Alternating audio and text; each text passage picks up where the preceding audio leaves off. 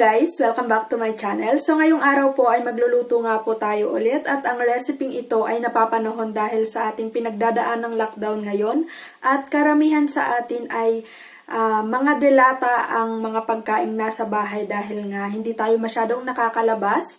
Kaya ituturo ko sa inyo ang isa sa mga masarap at healthy pagkain sa ngayon at ito ay ang Tortang Tuna or Tuna Omelette. Kaya samahan nyo na ako guys sa aming kusina at ipapakita ko sa inyo step by step kung paano natin lulutuin ang ating recipe ngayon.